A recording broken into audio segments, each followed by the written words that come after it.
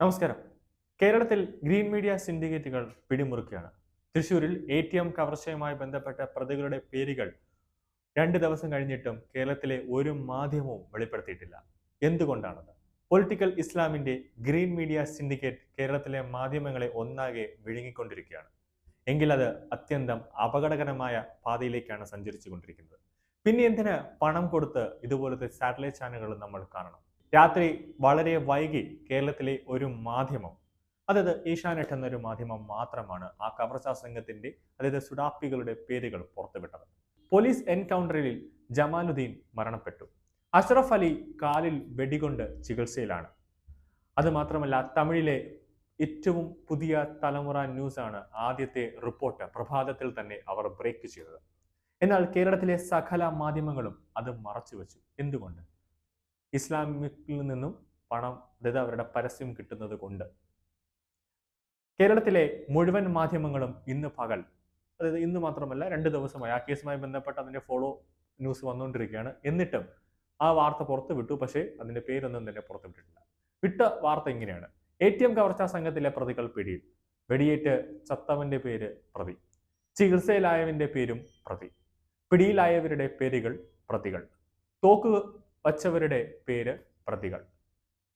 നീയൊക്കെ ഇങ്ങനെ കേരളത്തിലെ ജനങ്ങളെ വഞ്ചിക്കാതെ വേറെ വല്ല പണിക്കും പൊക്കിയൂടെ എന്ന് ജനങ്ങൾ തന്നെ മാധ്യമ പ്രവർത്തകരോട് ചോദിക്കുന്നുണ്ട്. പത്രപ്രവർത്തനമാണ് പോലും പത്രപ്രവർത്തനം. ഇസ്ലാമിസ്റ്റുകൾ കൊടുക്കുന്ന പരസ്യങ്ങൾ അവർ പറയുന്നത് പോലെ മാധ്യമത്തിന്റെ ധർമ്മങ്ങൾ പോകുന്നു, മാധ്യമത്തിന്റെ എഡിറ്റോറിയൽ പോകുന്നു. അവിടെ എഡിറ്റോറിയൽ പേരുമിട്ടിരിക്കുന്ന ആളുകൾ, മാധ്യമ മുതലാളിമാരെല്ലാം തന്നെ ഇതുപോലത്തെ ഇസ്ലാമിസ്റ്റുകളുടെ മുന്നിൽ അടിയറവ് വെച്ചിരിക്കുകയാണ്. ഹരിയാനയിലെ പൽവാൾ ജില്ലക്കാരനായ ഇർഫാൻ, സഫീർ ഖാൻ, സഖിൻ, മുബാറക് എന്നിവരും നൂഹ് ജില്ലയിൽ നിന്നുള്ള മുഹമ്മദ് അക്രം, അസീർ അലി, നിസാമുദ്ദീൻ എന്നിവരാണ് ATM കവർച്ചാ സംഘത്തിൽ പിടിയിലായത്. ഇതിൽ സുമാനുദ്ദീൻ കൊല്ലപ്പെട്ടു. അസീർ അലി പോലീസുമായുണ്ടായ ഏറ്റുമുട്ടലിൽ പരിക്കേറ്റ് ചികിത്സയിൽ കഴിയുകയാണ്. മറ്റുള്ളവരെ പോലീസ് വിശദമായി തന്നെ ചോദ്യം ചെയ്യുകയാണ്. അക്രം അലിയാണ് അതിന്റെ ഗ്യാങ് ലീഡർ. നിരവധി ATM കവർച്ചകൾ നടത്തിയിട്ടുള്ള സംഘം ആയുധധാരികളായാണ് നടക്കുന്നത്. ഇവർ ആധുനിക സാങ്കേതിക വിദ്യകൾ, back up and cover security, വലിയ വാഹനങ്ങൾ, നിരീക്ഷണ സംവിധാനങ്ങൾ തുടങ്ങി സകലതും തികഞ്ഞ ഏറ്റവും അപകടകാരികളായ കവർച്ചാ സംഘങ്ങളാണ്. ATM കവർച്ച കഴിഞ്ഞ് കേരളത്തിലെ പാലക്കാട് ബോർഡർ കടന്ന് ഇവരെ പിടിച്ചത് തമിഴ്നാട് പോലീസ് തന്നെയാണ്.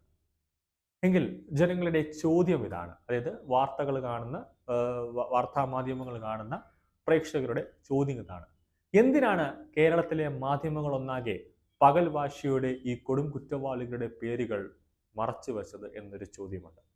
2, പണം കൊടുത്ത് ഇവന്റെയൊക്കെ ചാനലുകൾ കാണുന്നത് പൊതുസമൂഹം ഇപ്പോൾ ആരായി? ഉത്തരം ചാനലിലെ മുതലാളിമാർ തന്നെ പറയണം.